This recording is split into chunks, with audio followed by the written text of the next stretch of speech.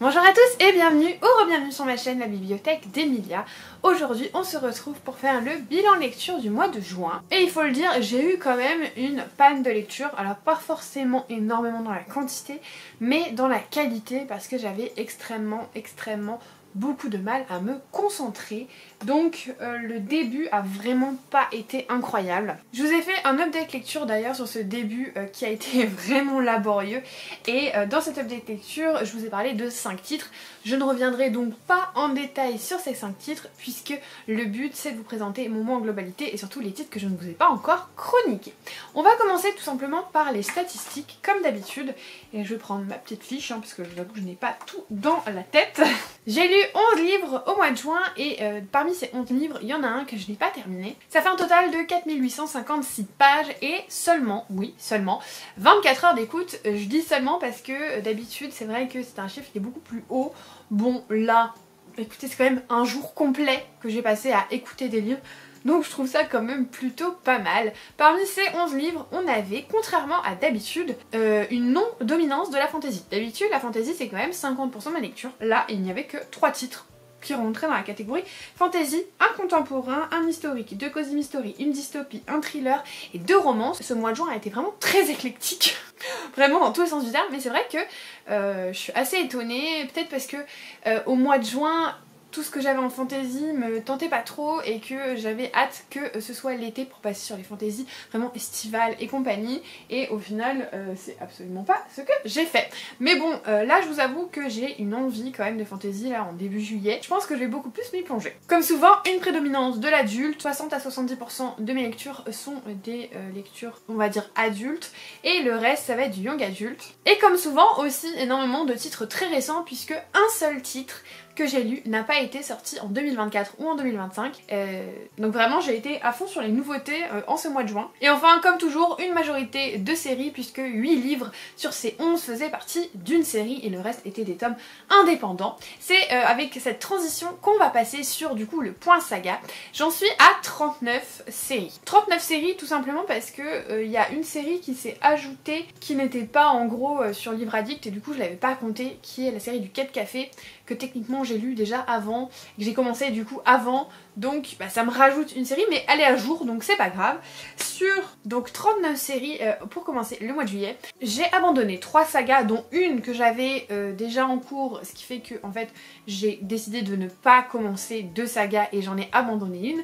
J'ai terminé une saga, j'ai continué 2 sagas et j'en ai commencé 2, ce qui fait en fait un mois assez équilibré. J'en ai enlevé autant que j'en ai rajouté. Donc finalement on n'est pas plus mal, sauf évidemment celle que je vous disais qui en fait était une erreur qui n'avait pas été calculée avant, mais sinon tout va bien. Là j'ai pas mal de sagas estivales à clôturer, donc je pense que les mois de juillet et août vont être assez prolifiques en termes de fin de saga et surtout de mise à niveau, parce qu'il y en a, il faut que je me mette à niveau, mais je suis quand même assez contente puisque vous allez le voir, il y a une de mes sagas que j'avais où il y avait beaucoup de tomes en retard, où vraiment je suis partie en mode sprint et je suis très contente. Donc on va passer aux chroniques et je vais quand même vous rappeler les 5 livres que je vous ai déjà chroniqués. Encore une fois, si vous voulez des détails, allez dans mon update lecture. Le premier c'est Lever de soleil sur la moisson, le dernier tome de Hunger Games que j'ai beaucoup aimé, bien que j'ai préféré le préquel, mais je trouvais que ça nous ramenait à une ère très Katniss. On revenait un petit peu aux bases, mais c'était très chouette. Je vous ai également présenté Firebound qui malheureusement n'a pas su me convaincre. J'ai trouvé qu'il était très long et que du coup il y avait vraiment un manque de rythme qui a vraiment pêché pour moi, donc j'ai décidé de ne pas continuer cette saga. Je ne continuerai pas non plus la saga Bretzel et beurre salé. C'était le tome 6 ou 7, je ne sais plus, je sais jamais parce qu'ils mettent jamais le numéro sur cette saga. C'était très bien le temps que ça a duré, mais je pense que j'ai fait le tour des histoires de Cathy me concernant et que je suis pas forcément intéressée pour une nouvelle enquête à Locmaria. Donc voilà, c'était pas un mauvais titre, c'est juste que je pense que j'ai fait le tour de cette saga.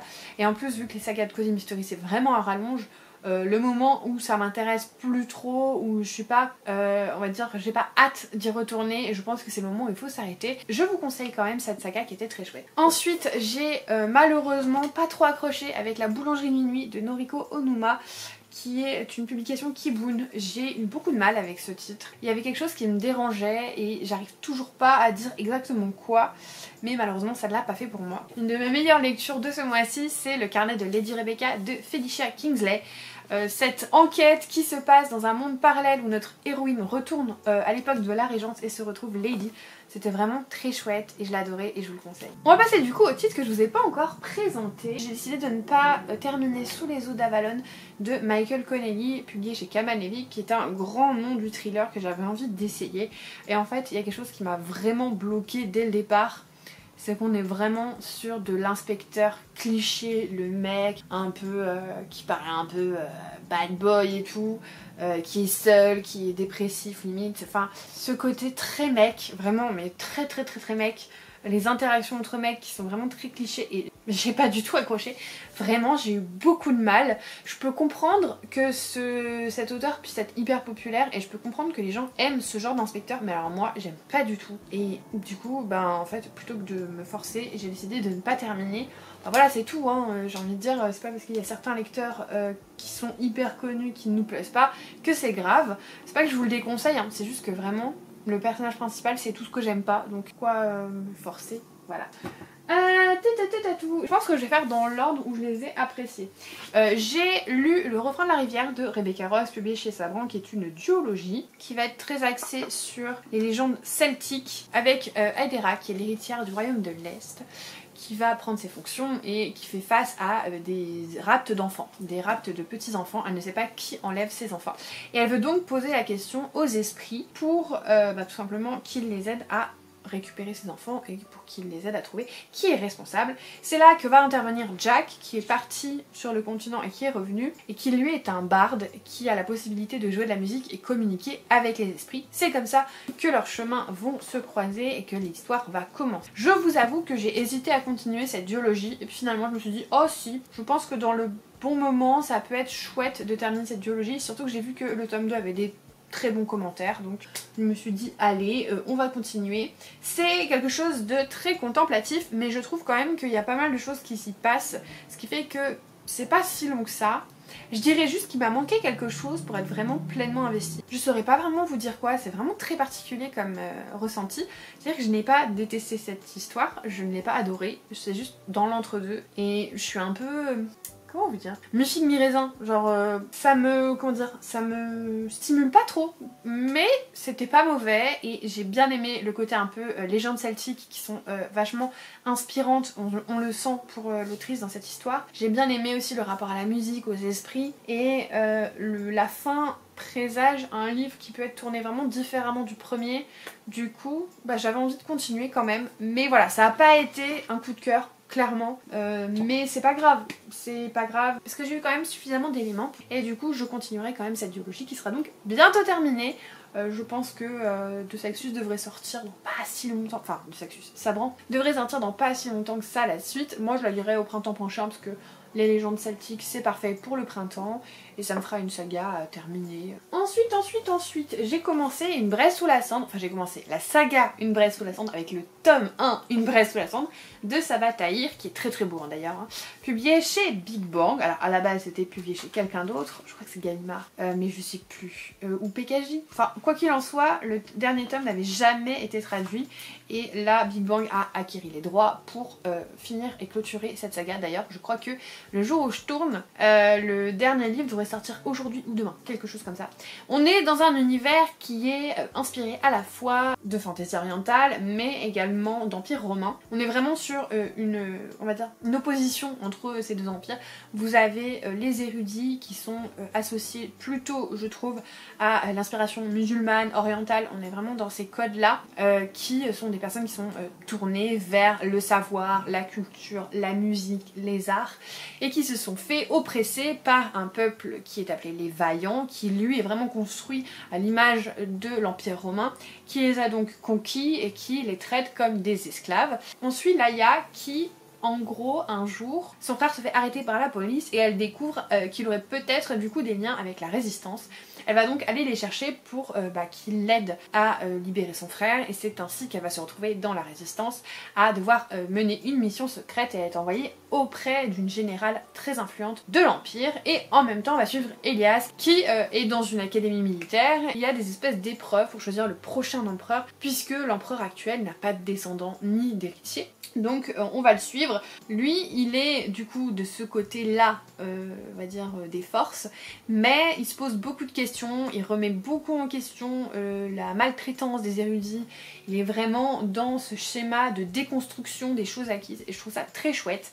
Et c'était un livre, du coup mon avis finalement, qui était sympa, mais je l'ai pas trouvé... En fait j'ai trouvé qu'il était très introductif. Au final, à part les épreuves avec Elias, je trouve que tout le reste aurait pu être coupé, résumé et on aurait pu être beaucoup plus dans l'action. Là j'ai trouvé que ça prenait beaucoup son temps. Alors certes ça nous a bien introduit l'univers, on est bien au fait de toutes les politiques, de tout ça, mais j'ai trouvé que c'est très introductif, que le rapport avec la magie était quand même vachement loin. Il me manquait un peu de fantaisie en fait. Il me manquait un peu de fantaisie, il me manquait un peu d'action et j'ai trouvé que c'était trop long à démarrer. Ça ne change pas que je continuerai cette saga et qu'en fait j'ai envie de me faire mon avis sur le tome 2 parce que comme je vous ai dit, ce tome était très introductif et je pense que du coup le tome 2 sera beaucoup plus cohérent en termes d'univers, en termes d'action et que du coup je pourrai plus avoir, on va dire, une vision de ce que sera la saga. Voilà, je sais pas si c'est très clair dans votre tête, dans la mienne ça l'est. Donc j'attends le tome 2 pour décider si je continue cette saga, mais c'était pas une mauvaise lecture. Il m'a juste manqué de certaines choses pour que ce soit vraiment un moment hyper agréable, mais j'ai bon espoir parce que cette saga elle est tellement aimée que je pense que dès le tome 2 je vais être beaucoup plus accrochée. Enfin, je pense, j'espère du moins. Donc voilà. Ensuite j'ai lu le tome 5 du Club des amateurs de romans policiers, donc Madame Winter est morte de Ciel Armor, publié chez Cherche Midi. C'est une saga pour rappel qui va suivre un groupe de lecteurs qui sont passionnés de romans d'Agatha Christie, qui vont se réunir et un jour lors d'une des premières réunions il va y avoir une personne qui a disparu et ils vont mener l'enquête. Là on va suivre l'une des personnes qui part en lune de miel sur un navire de croisière. Du coup on va être très ambiance mort sur le Nil, chose que je ne peux que apprécier. J'aime beaucoup cette ambiance là, surtout pour l'été. Et surtout ce que je trouve très chouette dans cette saga, c'est que même s'il y a certains personnages qui sont un petit peu plus mis en avant que les autres, au final de tome en tome on suit quand même plusieurs personnages et plusieurs intrigues personnelles de personnages différents, ce qui fait que ça varie un petit peu tout simplement la dynamique de groupe et tout ce qui s'ensuit. L'enquête était plutôt chouette, c'est pas forcément ce que je préfère dans cette saga, les enquêtes, c'est plutôt les interactions entre les différents membres que je trouve très chouette. Et ici il y a que ce petit côté enquête quand même qui est sympa, mais je dirais que par rapport à certains autres tomes, c'était peut-être pas le tome le plus abouti en termes d'enquête. Je sais que cette saga ne plaît pas à tout le monde, qu'il y a plein de gens qui l'ont abandonné avant le tome 5, mais que vous dire, moi je la trouve très sympa. Je trouve que c'est une petite bulle de fraîcheur et il n'y a pas vraiment beaucoup d'enjeux en fait. C'est, comment vous dire, c'est très relax en fait, c'est très chill, c'est très australien en fait finalement, parce que l'auteur est australienne. Donc voilà, écoutez, j'ai passé un bon moment, pas un excellent moment, mais j'ai passé un bon moment et c'est suffisant. Ensuite j'ai lu l'intégrale comprenant les tomes 7 et 8 de la saga des Bridgerton. C'est cette fameuse saga où je vous disais que cette année j'ai tracé, puisque j'ai déjà lu 4 tomes, donc 2 intégrales, et qu'il me reste une intégrale qui est pas très grosse, plus le tome de la Reine Charlotte, donc autant vous dire que je carbure sur cette saga. Les Bridgerton, est-ce que j'ai vraiment besoin de vous les représenter? Je ne crois pas. C'est une saga que j'aime beaucoup, que j'ai découvert à la télé comme beaucoup, que j'ai adoré et qui me manque terriblement. Cette année il n'y a même pas une saga spin-off pour nous, voilà, nous mettre quelque chose sous la dent. Il y a 2 ans, il y avait eu le spin-off La Reine Charlotte pour nous permettre d'attendre entre 2 saisons. Là il n'y a rien, cette année, il n'y a rien, walou, nada. Je pense que c'est pour ça que c'est l'année où j'ai décidé de me bouffer les Bridgerton.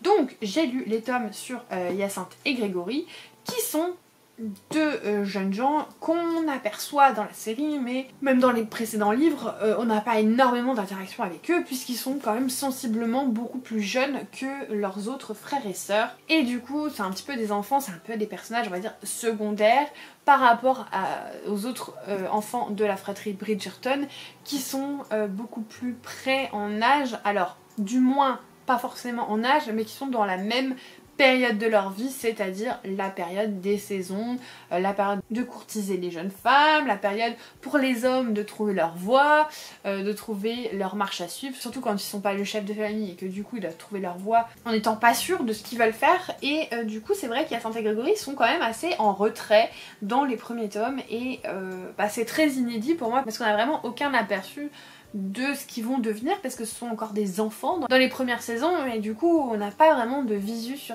qui ils sont amenés à devenir et donc c'était totalement inédit pour moi. C'était très chouette. Alors j'ai pas du tout aimé le love interest de Hyacinthe. J'aime beaucoup Hyacinthe mais j'ai pas aimé. Pourquoi? Parce que je trouvais que c'était beaucoup fait comme je dis. C'est moi qui décide. Et ce côté jeune ingénu qui se laisse guider par l'homme qui a déjà tout vu, c'est pas forcément ce que je préfère. Donc c'était pas un mauvais tome, mais j'ai pas été hyper sensible à ce couple. Tandis que le tome de Grégory, je l'ai beaucoup aimé. C'était très cool parce que là on avait un rapport de force qui était complètement différent. C'était deux jeunes gens, deux jeunes ingénus, deux personnes qui n'ont pas connu grand chose dans leur vie. Et du coup on était sur une balance beaucoup plus saine.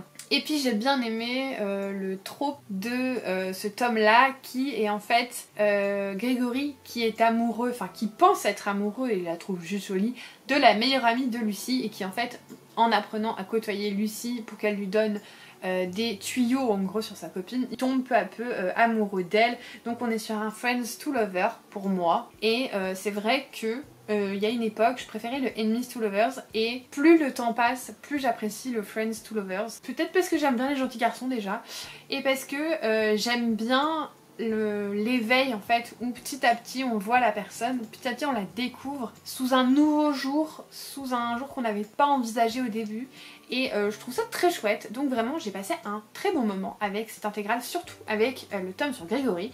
Il ne me reste plus grand chose parce que clairement l'intégrale qu'il me reste elle est toute petite et le tome sur la reine Charlotte n'en parlons pas. Donc je pense terminer cet été cette saga et comme ça l'année prochaine je pourrai passer sur les Roquesby pour laquelle je me suis déjà procuré la première intégrale, donc ce sera pas mal. Et enfin mon livre préféré de ce mois-ci, qui n'est pas non plus le livre que j'ai le plus aimé de cette année, ce qui démontre le fait que le mois de juin a pas été le meilleur mois de lecture en termes de qualité. Clairement, c'était pas le meilleur mois. Je pense que ce livre peut peut-être faire partie du top 10 de l'année, mais difficilement quand même parce que j'ai eu de merveilleuses lectures en début d'année et vous verrez, j'ai déjà tourné la vidéo donc je peux vous le dire, il y a quand même certains de ces titres qui sont dans le top 10 du trimestre, donc avril, mai, juin, mais je trouve quand même qu'il y a eu des titres beaucoup plus percutants pour moi. Donc ce fameux titre c'est Les vrais amours de Taylor Jenkins Reid, publié chez 18. J'aime beaucoup les écrits de cette autrice et notamment ceux qui utilisent le féminisme sous-jacent à leurs écrits, c'est-à-dire que on parle d'une histoire mais quand même il y a toujours cette portée où on montre que les femmes elles ont beau faire mieux ou pareil que les hommes, et bien c'est toujours les hommes qui vont prendre le crédit, qui vont être mis en lumière et elles qui vont être invisibilisées. C'est jamais la plus grosse partie de l'histoire mais il y a toujours quand même cette question, cette récurrence dans ses écrits et je trouve qu'ils sont à chaque fois très bien traités. Ce n'est pas le cas dans ce livre, alors c'est pas que c'est pas bien traité, c'est juste que ça n'apparaît pas dans le sens où en fait ça fait partie des premiers livres que l'autrice a sortis et que ces premiers livres étaient quand même beaucoup plus rom-com avec un soupçon de drama quand même que ces nouveaux livres qui pour moi n'ont plus du tout à voir avec de la comédie romantique mais vraiment du drame, mais ce seront vraiment des romans dramatiques avec cette portée féministe, avec ces personnages qui sont très forts, qui sont très intéressants, qui sont aussi remplis de failles, mais de failles qu'on peut comprendre et qui sont en fait très attachants et très humains.